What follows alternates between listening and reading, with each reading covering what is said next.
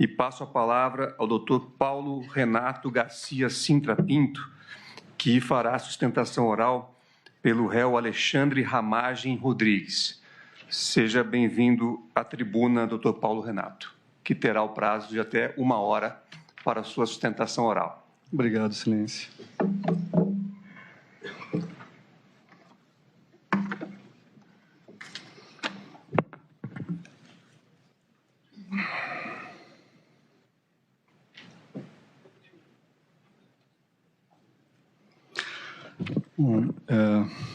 Excelentíssimo senhor ministro Alexandre de Moraes, excelentíssima senhora ministra Carmen Lúcia, excelentíssimo senhor ministro Luiz Fux, excelentíssimo senhor ministro Flávio Dino, excelentíssimo senhor ministro-presidente Cristiano Zanin, excelentíssimo senhor ministro, subprocurador-geral da República, excelentíssimos colegas, a todos, muito boa tarde.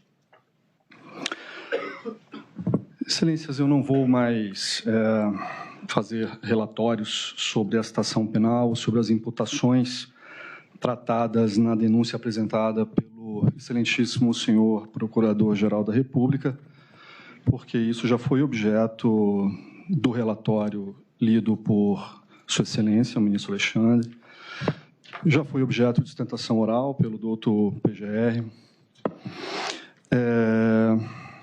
Excelência, desde o início, a defesa de Alexandre Ramagem sempre se pautou por enfrentar o mérito das imputações que lhe foram dirigidas pelo Ministério Público Federal.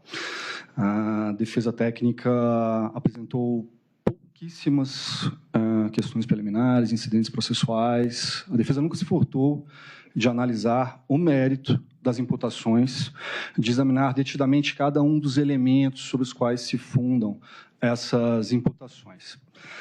No entanto, eu peço venha para abordar rapidamente duas questões que necessariamente têm que ser analisadas antes de passemos à análise do mérito das imputações em si. A primeira delas se refere à resolução número 18 de 2025, editada pela Câmara dos Deputados.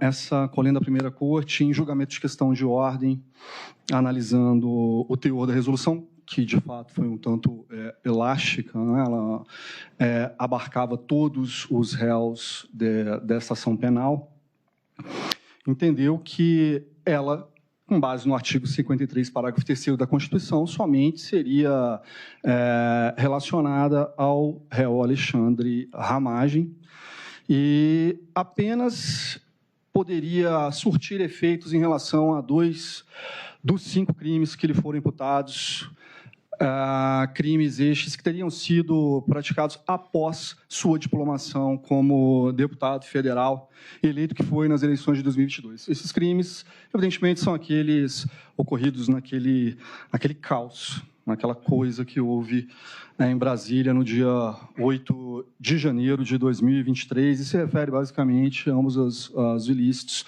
aos danos suportados pelas sedes dos 3 poderes da República. Corre, excelências, que a defesa apresentou embargos de declaração em face do acórdão que resolveu aquela questão de ordem, suscitando uma omissão naquele acórdão, uma omissão relacionada à natureza jurídica do crime de integrar organização criminosa. A natureza jurídica desse crime, segundo a dicção dessa Suprema Corte, segundo a orientação jurisprudencial dessa primeira turma. Nos embargos, apresentamos alguns precedentes da lavra dessa primeira turma, de relatoria do ministro Fux, de relatoria do ministro Alexandre de Moraes, que se referem a consequências práticas, inclusive danosas aos réus, decorrentes dessa interpretação, decorrentes da natureza jurídica de crime permanente atribuído à infração penal do artigo 2º da Lei 2.850. Né? Essa natureza jurídica, ela implica na aplicação da lei penal mais gravosa, caso a legislação seja alterada no curso da existência da organização criminosa. Esse entendimento é aplicado para a decretação de prisão preventiva e Nos embargos, com todas as vênias devidas, citamos um precedente da relatoria do ministro Alexandre de Moraes, um precedente constituído num célebre julgamento no caso do deputado federal Brazão, que foi apontado como um dos mandantes daquele crime horrendo praticado contra a vereadora Marielle. Naquela ocasião, a primeira turma assentou o seguinte entendimento: essa barbárie praticada contra a vereadora, ela de fato ocorreu antes da diplomação desse senhor como deputado federal. Mas pelo fato de ele integrar uma organização criminosa e a organização criminosa ser um crime de natureza permanente, essa situação atrairia a competência desse Supremo Tribunal Federal, porque após a diplomação, segundo elementos contidos nos autos da ação penal, a organização criminosa permanecia em funcionamento. O que a defesa de Alexandre Ramagem fez e postulou ao apresentar, além desse, outros precedentes dessa rolenda turma, foi requerer a aplicação desse entendimento ao caso concreto, porque a denúncia imputou claramente a Alexandre Ramagem o crime de integrar organização criminosa. E, segundo a denúncia, as atividades dessa organização criminosa se perpetuou até 8 de janeiro, momento no qual Alexandre Ramagem já havia sido diplomado deputado federal.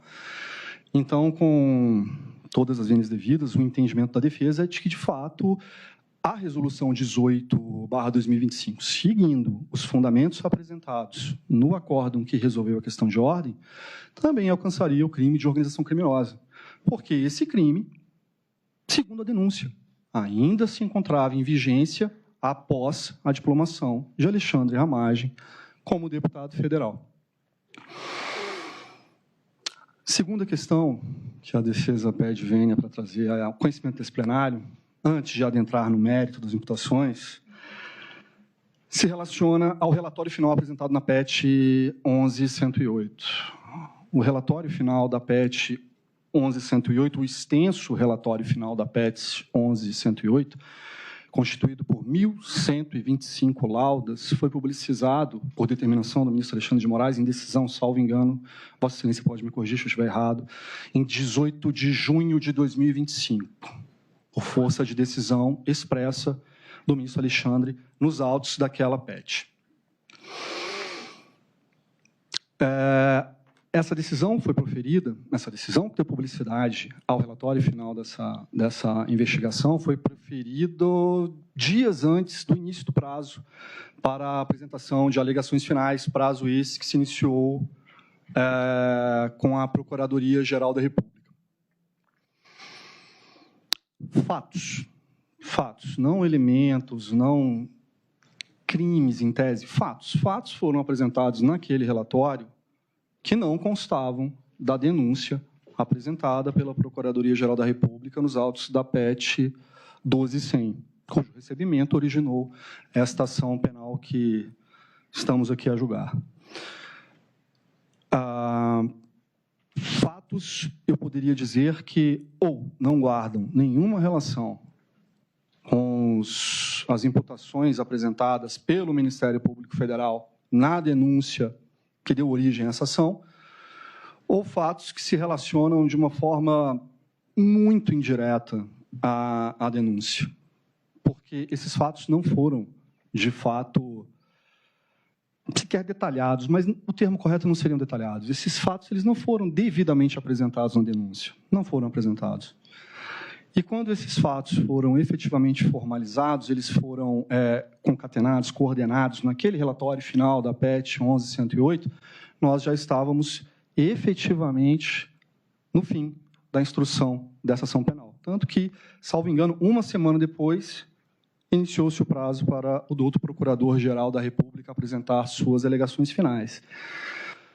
Então, os fatos, os elementos de informação que dão suporte a esses fatos, segundo a descrição apresentada pela autoridade policial, não foram objeto de contraditório nesta ação penal, não foram. Não houve, assim, momento hábil para que a defesa produzisse contraprova em relação a esses fatos. E Nós fizemos uma menção nas alegações finais de uma forma muito respeitosa, muito cuidadosa, porque o próprio Ministério Público Federal, diante desse extenso relatório, 1.125 laudas, diante do reduzido prazo para analisar esse, não só o relatório produzido na PET 11.108, mas também todo o conjunto probatório produzido nesta ação penal, as defesas apresentadas pelos réus, 8 ao todo, realmente a Procuradoria-Geral da República não teve claramente tempo hábil para se debruçar sobre essas informações, tanto que houve, nas alegações finais do Ministério Público Federal, um equívoco muito grave em relação ao Alexandre Ramagem, um equívoco baseado na análise que o tempo permitia, não vou dizer apressado, na análise que o tempo permitia sobre alguns elementos de informação trazidos naquele relatório. O exemplo que citei em alegações finais foi sobre um suposto log de acesso de Alexandre Ramagem ao sistema First Mile. O Ministério Público Federal afirmou que Alexandre Ramagem não apenas teria ciência da utilização irregular dessa ferramenta pelo Serviço de Inteligência Brasileiro, como também tinha acesso ao sistema, citando esse log e a data desse log, 15 de maio de 2019. De fato, há uma informação nesse sentido no relatório apresentado pela Polícia Federal na PET 11.108. Ocorre que a autoridade policial não fez alusão a log de acesso a sistema algum. Na verdade, esse registro de 15 de maio de 2019 era de acesso às dependências físicas da ABIN. Há uma tabela que a autoridade policial colacionou no relatório final sobre os acessos de Alexandre Ramagem no dia 15 de maio às dependências da ABIN. E ali temos, todos de 15 de maio, ali temos registro de entrada de motorista, passou por 2 cancelas, alguns registros de entradas em blocos da ABIN, bloco A, tal hora. Ou seja, esse relatório, ele não vou fazer críticas à qualidade, ou o que quer que seja do relatório, mas ele é um apanhado avassalador de informações. Ao longo dessas 1.125 laudas, foram apresentados elementos de informações que não constavam da ação penal 2668, hora em julgamento. E tamanho era o volume dessas informações, desses novos fatos, que o próprio Ministério Público Federal teve dificuldade em analisá-los. Não teve tempo hábil para analisar esse volume de informações, tanto que cometeu esse equívoco grave, mais um equívoco, nas alegações finais. E é evidente que um equívoco dessa natureza, em constante uma peça subscrita por Paulo Gustavo Goni, evidentemente decorre de falta de tempo para analisar aquele volume maciço de informações. Por essas razões, excelências, em atenção ao contraditório, à ampla defesa, ao devido processo legal, a defesa pugna, porque esses elementos constantes do relatório final apresentado na PET 11.108 não sejam utilizados no julgamento deste feito. Eu devo reconhecer, eu pessoalmente, e aqui vou ser leal com o ministro Alexandre de Moraes, eu tive acesso aos autos da PET 11.108 em fevereiro de 2025. Eu tirei cópia integral dos autos. São vários volumes, vários anexos. Porém, fato é que as circunstâncias fáticas mencionadas naquele relatório não constavam da denúncia apresentada pelo douto Procurador-Geral da República. Isso é um dado objetivo. E, por essa razão, principalmente pela defesa não ter realmente, sequer o Ministério Público teve, tempo hábil para analisar ou para produzir contraprova em relação a fatos específicos apontados naquele relatório, a defesa pede para que esses elementos não sejam analisados neste julgamento. Pois bem, excelências, A denúncia imputa a Alexandre Ramagem, originalmente ela imputou a Alexandre Ramagem, 2 conjuntos de fatos. O primeiro deles, Alexandre Ramagem teria atuado na construção de uma mensagem em detrimento do sistema eletrônico eleitoral, em detrimento das urnas eletrônicas. Na ocasião, na denúncia, com base no relatório final apresentado na PET 12.100, Sua Excelência, o doutor Procurador-Geral da República, baseou essa imputação em 3 documentos de texto. Que foram encontrados, obtidos pela autoridade policial ao realizar perícia em equipamentos eletrônicos que foram utilizados por Alexandre Ramagem durante sua gestão à frente da ABIN. Computadores, telefones. 2 desses documentos foram encontrados em computadores, eram documentos do tipo DocX. Um terceiro documento foi encontrado nos telefones celulares, era aquele documento do tipo notas, né? Tanto Android quanto o sistema iOS tem esse aplicativo de notas. Esses documentos, basicamente, eram anotações. Desde o interrogatório ao qual Alexandre Ramagem foi submetido perante a autoridade policial, salvo engano, em julho do ano passado, Alexandre Ramagem sempre falou: eu faço anotações de tudo. Ele chegou a mencionar no interrogatório que era uma espécie de diário, tudo ele anotava. Ele falou: meu computador é um mar de anotações. Em defesa prévia, antes, na resposta à acusação, agora em alegações finais, a defesa técnica bateu em um ponto muito específico em relação a esses documentos de texto.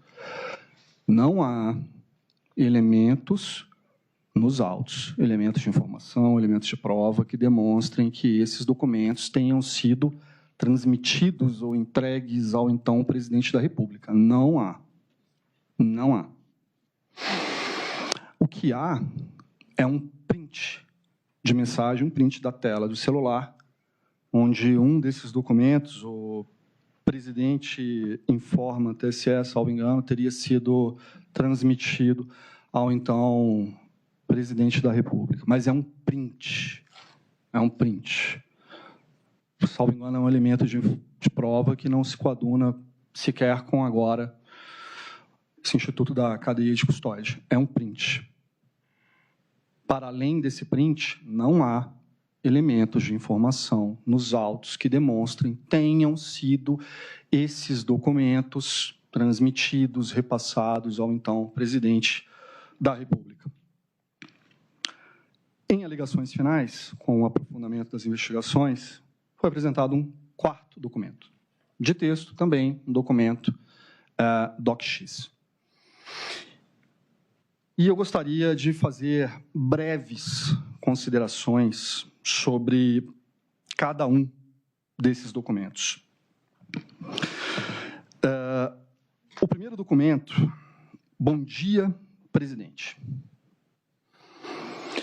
Nesse documento, Alexandre Ramagem menciona que seria constituído um GT, um grupo de trabalho na ABIN, cujo objetivo seria aferir a segurança e a confiabilidade das urnas eletrônicas. Esse texto ele está expresso no documento. Esse documento, inclusive, traz uma série de tópicos, ele lista os tópicos que seriam objeto de análise. Em alegações finais, nós fizemos uma tabela.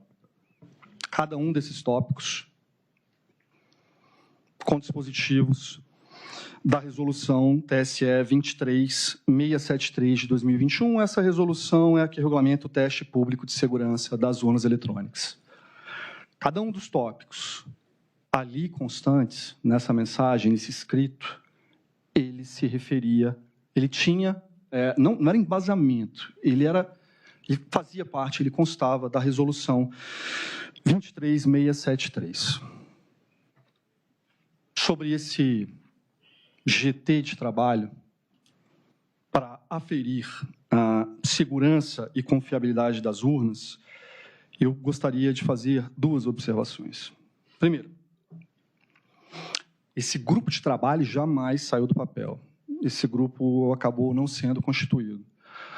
Esse grupo tinha um objetivo muito claro. A ABIN iria participar do teste público de segurança das urnas. A ABIN tem uma expertise que se refere à segurança das urnas. Ela domina essa expertise, que é criptografia.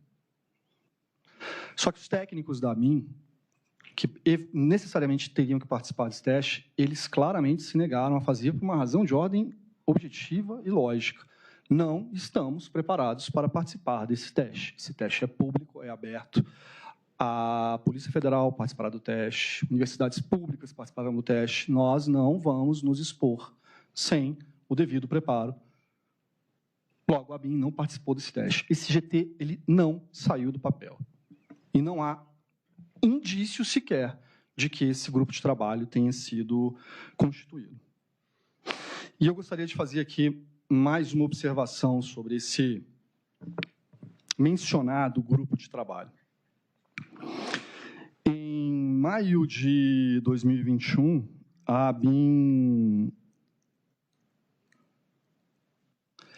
formalizou um acordo, um contrato com o Tribunal Superior Eleitoral.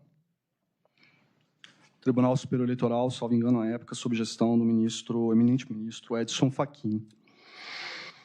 Esse acordo ele foi publicado no Diário Oficial da União do dia 31 de maio de 2021. Foi publicado no Diário Oficial da União, era basicamente o extrato de execução descentralizada, firmado entre o Tribunal Superior Eleitoral e a Agência Brasileira de Inteligência, cujo objeto era, abre aspas, provimento de apoio e orientação técnicos especializados por parte da ABIN ao TSE nas áreas de criptografia, segurança de hardware e das comunicações, segurança e auditoria de sistemas de votação, segurança física, computação forense, com a contrapartida de descentralização de recursos do TSE para a ABIN a serem empregados na capacitação de agentes públicos da ABIN em criptologia. O valor do contrato, R$ 2.455.140, data de assinatura 27 de maio de 2021.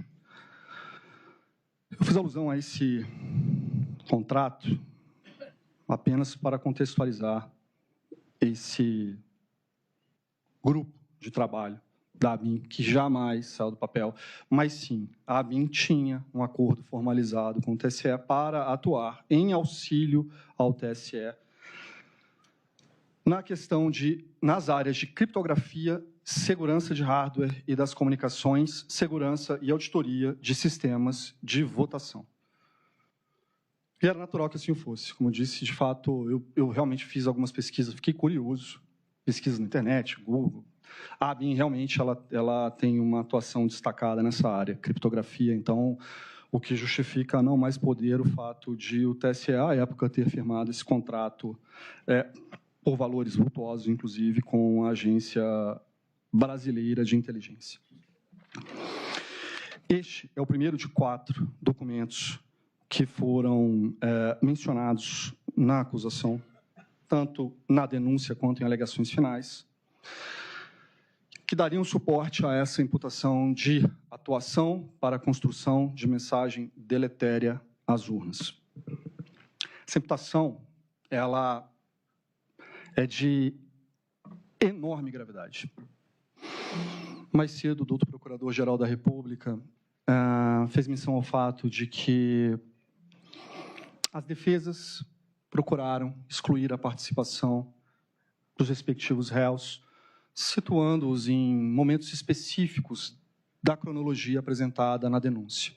Disse o Procurador-Geral que cada réu colaborou em determinado momento naquilo que lhe foi demandado. Alexandre Ramagem, à época desse acirramento, desse engrandecimento de intenções, atos e condutas da organização que o Ministério Público menciona, ocorridas por volta de julho de 2022, Alexandre Ramagem não integrava mais o governo federal. E é importante que se diga que o Procurador-Geral da República, ao denominar, ao conceituar aquilo que ele entendeu, aquilo que ele taxou de núcleo crucial da organização criminosa, disse que essas pessoas tinham duas características: ou eram integrantes do alto escalão do governo federal, ou eram integrantes do alto oficialato das Forças Armadas. Alexandre Ramagem, até março de 2022, era integrante do alto escalão do governo federal, era o diretor do Sistema Brasileiro de Inteligência. Mas em março de 2022, em 30 de março de 2022, Alexandre Ramagem pediu exoneração desse cargo. Alexandre Ramagem partiu para a disputa das eleições de 2022, para a disputa do cargo de deputado federal pelo Estado do Rio de Janeiro, tendo, como os senhores sabem, alcançado o êxito nesse pleito. Digo isso para aquilatar, para realçar a gravidade dessa imputação, de que Alexandre Ramagem teria atuado na construção de uma mensagem deletéria ao sistema eletrônico de votação, porque isso se encaixa naquilo que o procurador-geral disse nesse plenário mais cedo. Cada um dos réus teria tido uma participação específica em determinado momento da linha cronológica que ele descreve na denúncia, que ele reitera em suas alegações finais. E esse seria um dos dois papéis que ele atribuiu a Alexandre Ramagem.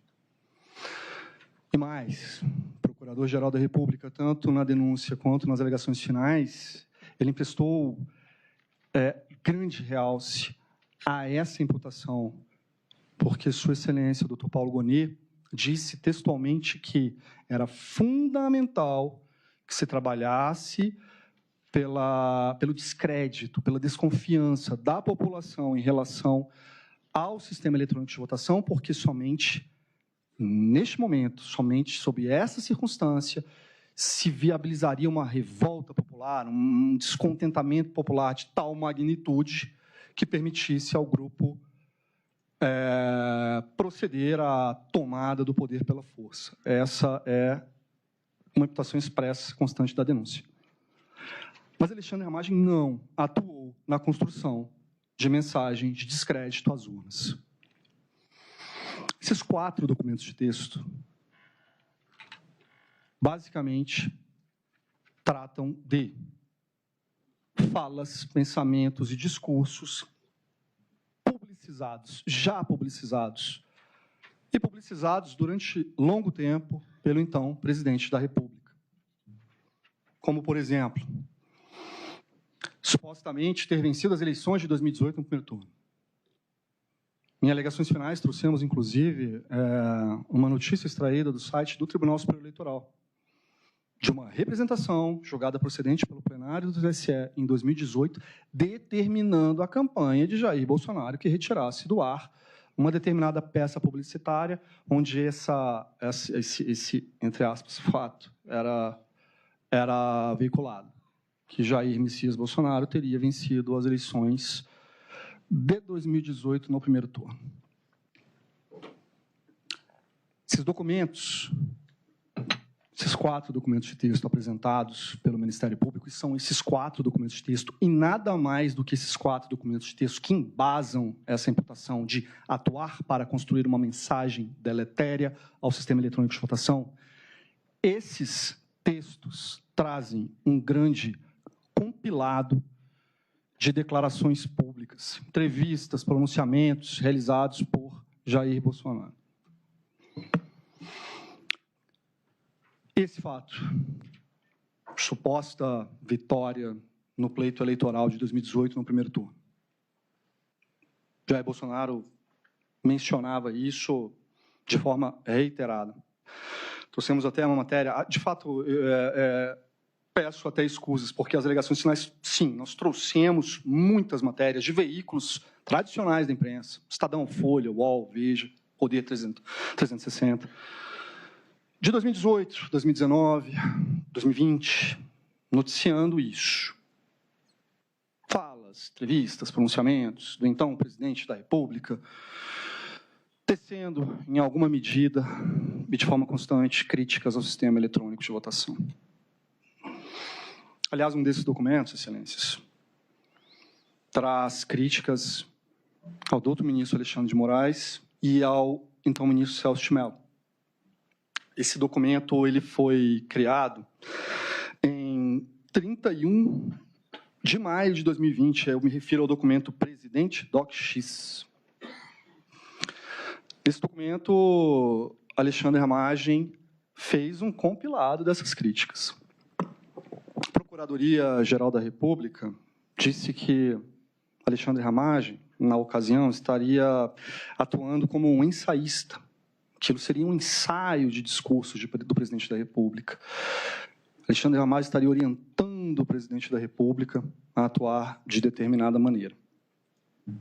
Em relação a esse documento, Presidente DocX, as alegações finais trouxeram uma série de matérias jornalísticas veiculadas à época. Em maio de 2020, em abril de 2020, onde o então presidente da República tecia críticas ao doutor ministro Alexandre de Moraes e ao então ministro Celso de Mello. Desculpe o termo, é entre aspas. É a época daquela frase, acabou, porra. Salvo engano, relacionada à divulgação do teor de uma reunião ministerial pelo ministro Celso de Mello, que deixou o então presidente inconformado. Esse documento, Presidente DocX, ele é um compilado dessas críticas. Aliás, ele foi redigido 3 dias depois da última manifestação, diria, de impacto do presidente da República, porque naquela ocasião, realmente, o nível das críticas foi muito alto. Foi muito alto. Mas Alexandre Ramagem não atuou para orientar o presidente da República. Alexandre Ramagem não era um ensaísta de Jair Messias Bolsonaro. Alexandre Ramagem compilava ali pensamentos do presidente da República. Isso aconteceu nesse documento, Presidente DocX, e também aconteceu no documento Presidente Informa TSE DocX. Esse documento, Presidente Informa TSE DocX, é de uma relevância imensurável para a defesa. Por quê? Porque, com base nesse documento, Sua Excelência, o doutor Procurador-Geral da República, baseia uma grave imputação dirigida a Alexandre Ramagem. Disse Sua Excelência que esse documento foi criado em 10 de julho de 2021. E a edição final, a modificação final desse documento teria sido em 27 de julho de 2021. Logo, esse documento seria uma evidência de que Alexandre Ramagem teria orientado o presidente da República naquela malsinada live de 29 de julho de 2021, live essa apontada na denúncia como início formal das atividades da organização criminosa. Não. Esse documento, mais um compilado das declarações, não estou fazendo juízo de valor sobre declarações de quem quer que seja, mas era um grande compilado das declarações até então expostas por Jair Messias Bolsonaro, especificamente sobre essa suposta vitória no primeiro turno das eleições de 2018. Ali, Alexandre Ramagem reitera que o presidente teria, sim, vencido as eleições de 2018. Ruim. Mas esse documento tem um claro contexto. Alexandre Ramagem vem falando sobre essas suspeitas, essas maquinações sobre fraude em eleição de 2018, para apresentar a ideia de que abre aspas, o voto auditável é o controle da liberdade dos técnicos do TSE que detém o domínio de código-fonte e chaves criptográficas das urnas. Voto auditável. Mais importante do que afirmar que esse documento, a última modificação foi em 27 de julho de 2021, fazendo esse link com a live, é dizer que em agosto de 2021 foi a votação, uma PEC, no Congresso Nacional, que sepultou essa questão do voto auditável. Legitimamente, o Congresso Nacional disse não ao voto auditável. Mas, até então, essa questão estava sendo discutida legitimamente no âmbito do Congresso Nacional. E havia várias postagens públicas de Alexandre Ramagem em defesa do voto auditável, ou voto impresso, à época. Essa mensagem, ela não era exatamente uma orientação a Jair Bolsonaro, não. Era uma defesa do voto auditável. Era uma defesa de uma pauta que Alexandre Ramagem, certo ou errado, defendeu. Ele defendeu a adoção do voto auditável. Proposta rejeitada, assunto encerrado. Tanto que, depois de agosto de 21, com a rejeição dessa proposta, dessa PEC, em suas manifestações públicas, Alexandre Ramagem não fez mais alusão ao voto auditável. Essas postagens, foram no Twitter, foram apresentadas em alegações finais. Para além disso, esse documento, o presidente forma TSE, há essa questão, essa confabulação, essa teoria da conspiração de que Jair Messias Bolsonaro teria vencido o pleito eleitoral no primeiro turno de 2018. E é isso que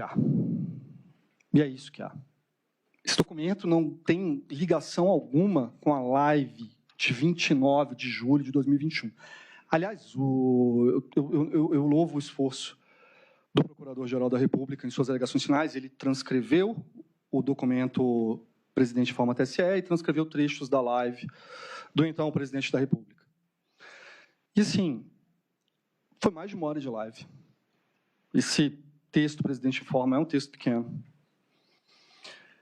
Não há evidência de que ele tenha sido transmitido ao presidente. Não há nenhuma. Para além disso, Alexandre Ramagem fez alusão a esse fato, a essa teoria porque é uma teoria da conspiração, com as vênias devidas a quem quer que seja. Mas Alexandre Ramagem fez alusão a esse fato. Em algum momento na live, evidentemente, Jair Bolsonaro fez alusão a esse fato também, porque ele já vinha fazendo alusão a esse fato desde 2018, sendo inclusive admoestado formalmente pelo TSE. Pare de falar isso em campanha. Pare. Então é muito grave dizer, com base no documento desse, que Alexandre Ramagem seria ensaísta de Jair Bolsonaro. Não era. Quando muito, ele era o grande compilador oficial da República, porque o que tinha naqueles documentos era um compilado de declarações públicas, reiteradas. Eu lembro, na época que se falava naquele finado cercadinho, onde se colocavam jornalistas na frente do Palácio da Alvorada, boa parte das matérias que foram colacionadas em alegações finais, o presidente da República estava ali, declarando esse tipo de coisa aos jornalistas, antes de Alexandre Ramagem colocar esse papel, antes de Alexandre Ramagem fazer o seu grande compilado de falas, discursos e entrevistas do então presidente da República. Fato é, excelências, que a imputação de ter atuado na construção de mensagem se funda em 4 documentos de texto, sendo que apenas em relação a um deles há um print de tela de celular que teria sido transmitido ao então presidente da República.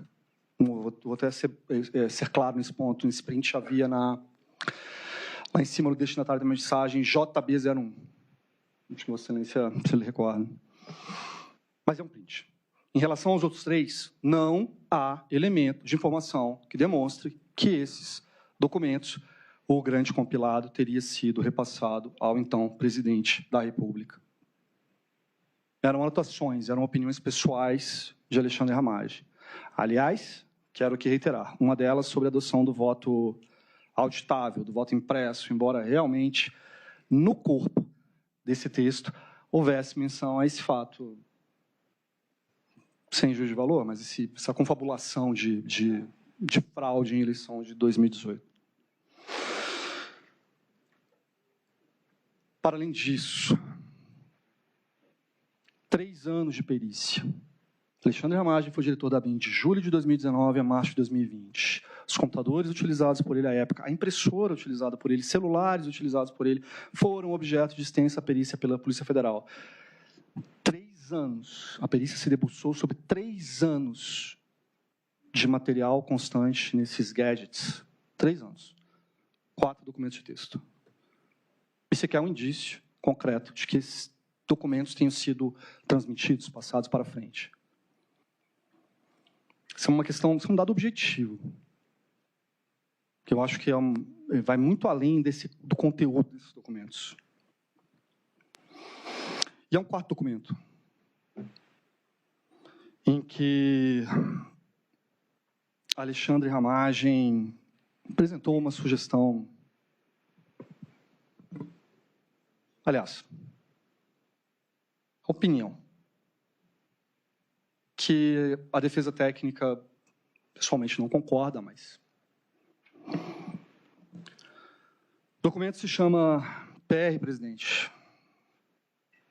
Eu disse no começo que eram 3 documentos DocX e um documento tipo notas. Esse é o documento tipo notas. Presidente, PR, presidente. Onde Alexandre Ramagem faz uma série de considerações sobre inquéritos conduzidos pela Polícia Federal, que, segundo ele, não seriam objeto de distribuição para delegados, haveria uma designação pelo STF, salvo engano, dos delegados que atuariam nesses inquéritos. Ele mencionava que isso era legal. E ali tinha essa ideia, que a AGU deveria ser consultada para aferir a legalidade desse inquérito. Sim, isso estava no texto. Duas considerações sobre esse documento. Primeiro, não há, de novo, evidência de que isso tenha sido passado para frente. Aliás, 3 considerações. Segunda consideração. Alexandre Ramagem não falava, vamos encaminhar a questão para a AGU fornecer um parecer para nós deixarmos de cumprir medidas adotadas ou que se baseassem nesses inquéritos. Não. A frase era: encaminhar a questão à AGU para que afira a legalidade das medidas para que se cumpra ou não determinações dali advindas. Para que se cumpra ou não, a depender do juízo de valor da AGU. É óbvio que se pode objetar que a AGU não seria o órgão competente para tanto? Claro. Mas a ideia que se tinha ali era: encaminhemos para a AGU, órgão competente ou não, encaminhe-se para a AGU para que a AGU analise a questão e diga se é legal ou não e se vamos ter que cumprir ou não. Cumprir ou não, a depender do juízo de valor da AGU. Nesse documento não havia menção a uso de força, não havia menção a vamos prender quem quer que seja, não. Só isso, mande a questão para a AGU. Terceira consideração sobre esse documento. Dr. Bruno Bianco foi ouvido nos autos como testemunha, o então advogado-geral da União. Salvo engano, o Dr. Bruno foi advogado-geral da União de julho de 21 a dezembro de 22. Coincidentemente, ele pegou esse período que a denúncia afirma ser o período em que a organização criminosa esteve em atividade. E o Dr. Bruno Bianco foi taxativo. Não recebi consulta alguma nesse sentido. Não recebi consulta formal nesse sentido, não recebi consulta informal nesse sentido. Não recebi. A AGU não foi provocada tanto. Então, a defesa reitera. Era uma opinião que não foi levada a cabo e que não foi transmitida ao presidente da República. O que a denúncia afirma e o Ministério Público afirma em alegações finais é que essa sugestão, essa ideia, essa opinião, encontraria coincidência com um escrito que foi atribuído à autoria do general Augusto Heleno, onde ele fala, vamos mudar a questão para a AGU, para que o presidente, então, atribua força normativa ao parecer e quem descumprir o parecer poderá ser preso, Esse manuscrito teve sua autoria atribuída ao general Augusto Heleno. Acho que o Dr. Milanês falará sobre a questão muito melhor do que eu. Só estou dizendo que o relatório final da PET 12.100, a acusação tanto na denúncia quanto em alegações finais, afirmou que esse manuscrito seria de Augusto Helênio e teria esse sentido. Mas, note, excelências, esse manuscrito, a ideia que está ali, não guarda semelhança com o que foi encontrado no texto escrito por Alexandre Ramagem. Alexandre Ramagem falou, encaminha a questão à AGU para que a AGU afira a legalidade. Competente ou não? Pessoalmente, acho que não. E, com base nesse parecer, nessa análise da AGU, nós poderemos cumprir ou não essas medidas, essas determinações advindas desses inquéritos policiais. Então, esses documentos, eles não são prova hábil, não são prova hábil. Eles não ultrapassam o estándar probatório necessário para um decreto condenatório. São 4 documentos de texto, amealhados ao longo de uma perícia que cobriu 3 anos de atividades de Alexandre Ramagem à frente da BIM. Uma prova concreta de que esses documentos tenham sido transmitidos. 2 deles são um grande amealhado de entrevistas e discursos e pronunciamentos de Jair Messias Bolsonaro. Um deles faz alusão a um GT de trabalho, esse, o do print da tela de computador, que seria o indício mais sólido de que esse documento teria sido repassado ao então presidente, mas que fazia alusão a um GT de trabalho baseado em uma resolução, claramente. Isso está nas alegações finais. É uma tabela, medidas, artigos da resolução, um por um. Um GT cujo objeto era aferir a segurança e confiabilidade das urnas com base na resolução do TSE que regulamentava o teste público de segurança das urnas. Simples assim. E, para além disso, sim, a BIM tinha feito um contrato feito um contrato com o TSE, cujo objeto era atuação nas áreas de criptografia, segurança de hardware, das comunicações, segurança e auditoria de sistemas de votação. Para além disso, excelências, a segunda imputação do Ministério Público se refere a BIM paralelo, que é um termo infeliz porque ele foi retirado de jornais. A imprensa alcunhou essa instituição de BIM paralelo. Segundo o Ministério Público, o Alexandre Ramagem teria utilizado o Sistema Brasileiro de Inteligência para 2 objetivos. 1, produção de desinformação. Vossa Excelência foi alvejado por um desses fatos. Segundo, monitoramento de autoridades. Inclusive, o ministro Alexandre de Moraes foi citado em um diálogo de Marcelo Bormevé com Giancarlo Rodrigues. Sim, à época lotados na AMI.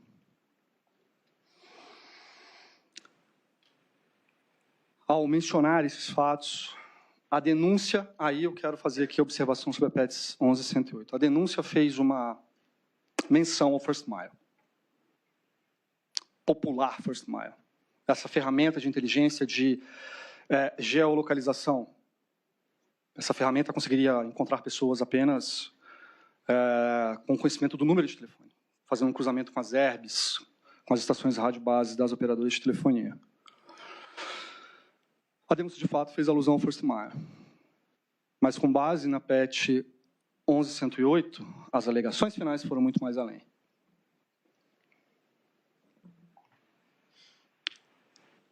O relatório final apresentado na PET 11.108 atribui a Alexandre Ramagem uma série de monitoramentos. Sim, a autoridade policial chama de monitoramentos ilegais. O procurador-geral chegou a mencionar espionagem de procuradores da República. É um apanhado de informações enormes. São dezenas de laudas catalogando esses monitoramentos. Diz um amigo meu, eu atuei mais como os incas e os maias faziam, e eu fiz questão de fazer um fichamento desse relatório por conta da relevância dele para a defesa. E eu confesso que eu, sim, tive uma dúvida. Aquele relatório ele traz uma dúvida objetiva sobre a natureza jurídica de atividade de inteligência. Que é atividade de inteligência? Que constitui atividade de inteligência? Porque muita coisa que eu vi ali, aliás, a maior parte delas, se referia a pesquisas em internet. Peguei o currículo de fulano, peguei uma notícia de cicrano. Isso estava em computadores, apreendidos na ABIN. Isso foi elevado à categoria de monitoramentos ilegais.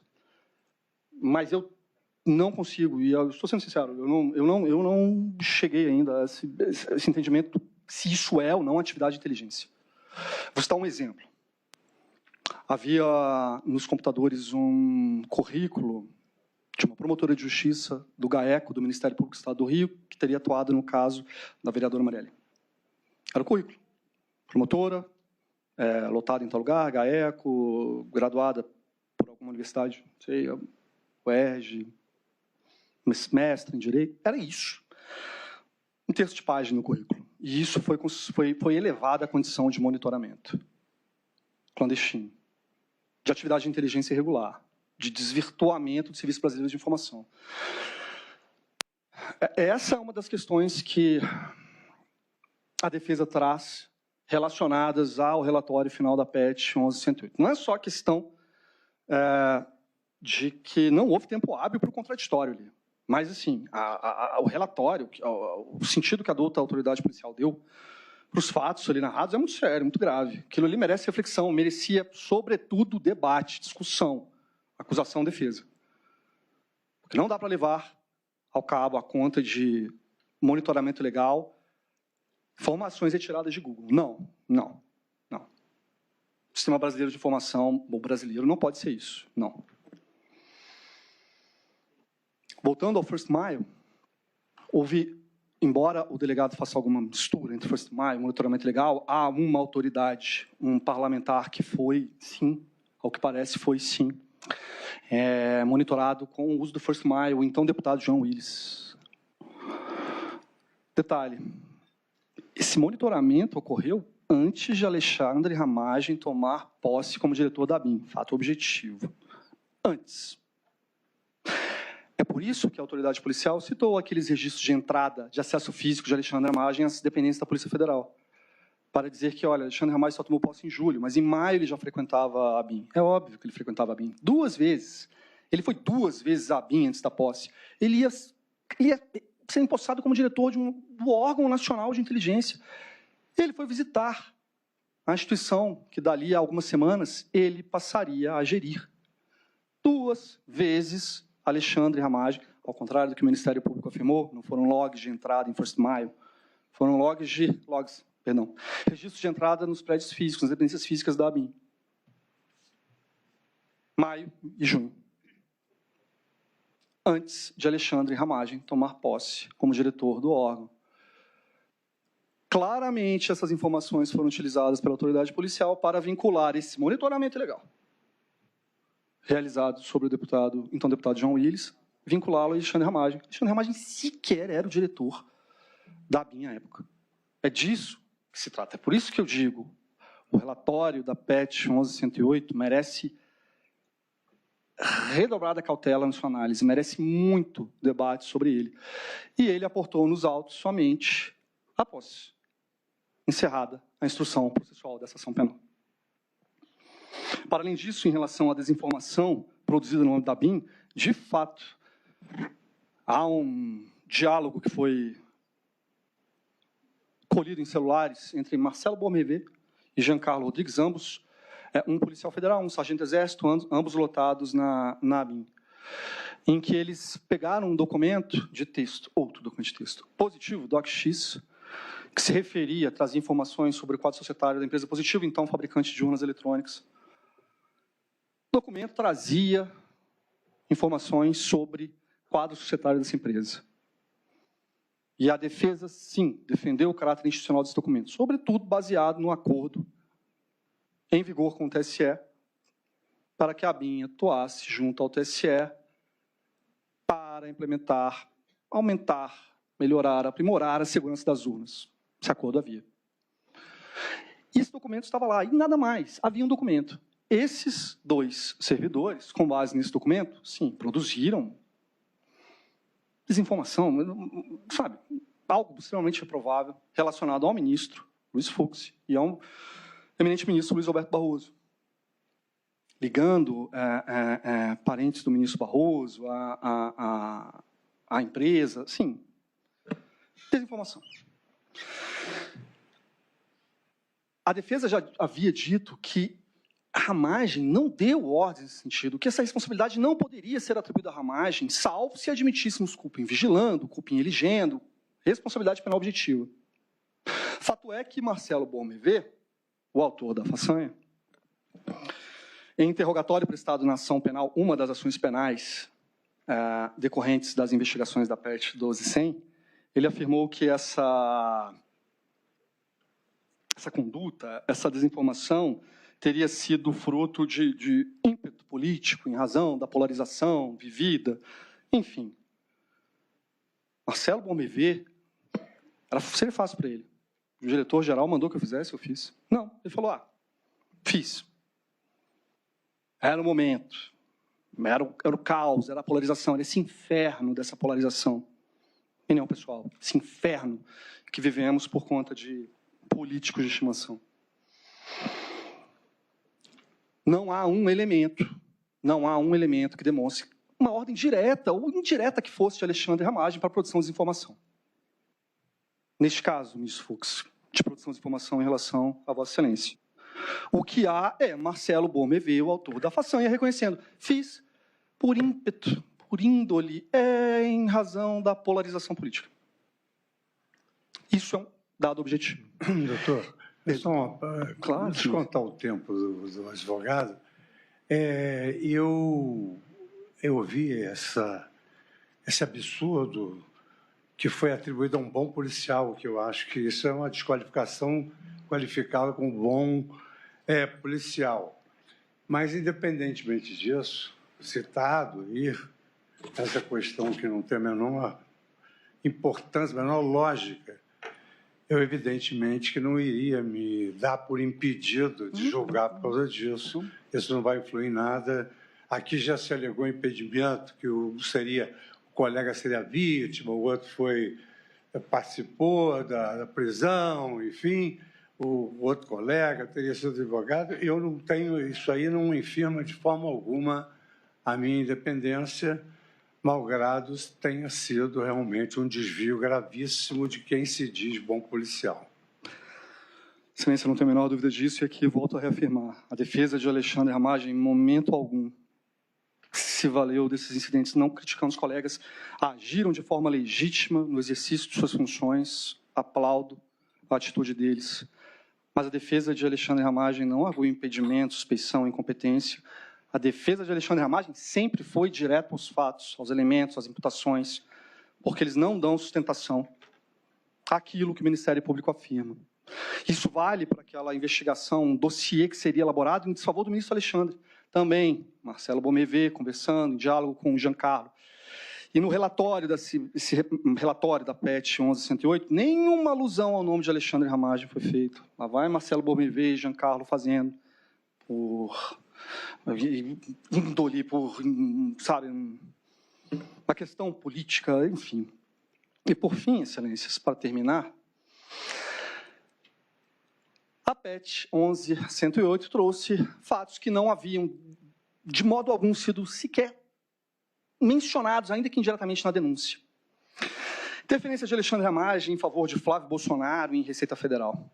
Sendo que, aí sim há, na PET 11.108, nos autos dessa PET, um áudio, essa reunião foi gravada, e Alexandre Ramagem, de forma enfática, a ABIN não pode se meter nessa questão, essa questão está jurisdicionalizada. Ele só faltou falar, vocês estão malucos, a ABIN não pode fazer isso. A ABIN não pode fazer isso. Para além disso, esse fato, além de não ter sido ventilado na denúncia, não há relação com a imputação feita.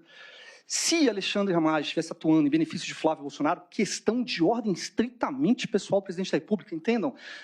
Sim, se esse fato ocorreu, e a defesa nega, mas tivesse ocorrido, era um grande desvio de finalidade, mas sem relação com atentado contra o Estado Democrático de Direito ou golpe de Estado.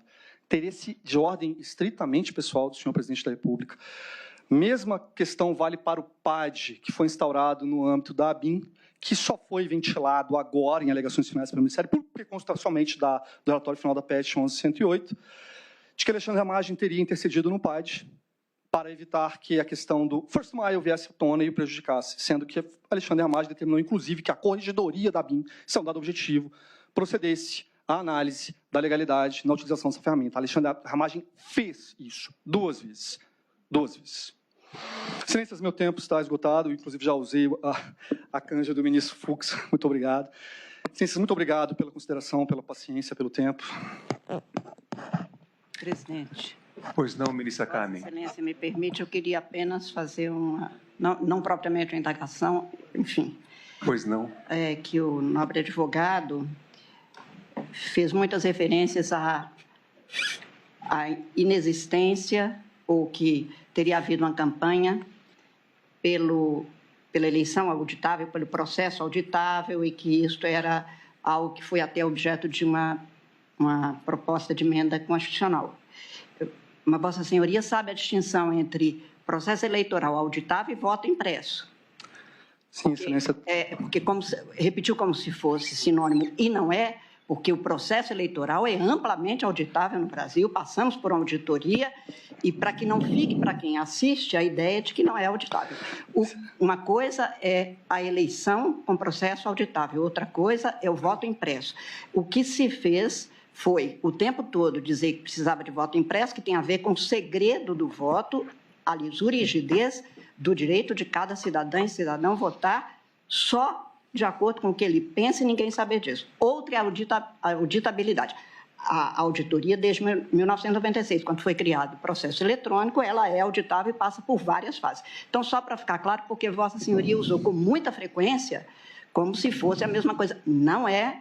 E o que foi dito o tempo todo foi esta confusão para criar uma confusão na cabeça da brasileira e do brasileiro e colocar em xeque. Então, só para esclarecer. Eu posso, então, esclarecer a minha própria fala para que eu não passe... Por favor, porque foi muito repetido, eu estou copiando, e por isso é que eu usei essa expressão voto auditável, voto impresso, porque nesses textos e nos pronunciamentos de Jair Bolsonaro, esses termos eram repetidos. E ilegítimos. Minha opinião, eu vou falar minha opinião pessoal. Não é opinião, a meu entendimento pessoal. O fato é que o processo eleitoral brasileiro é amplamente auditável. Ponto.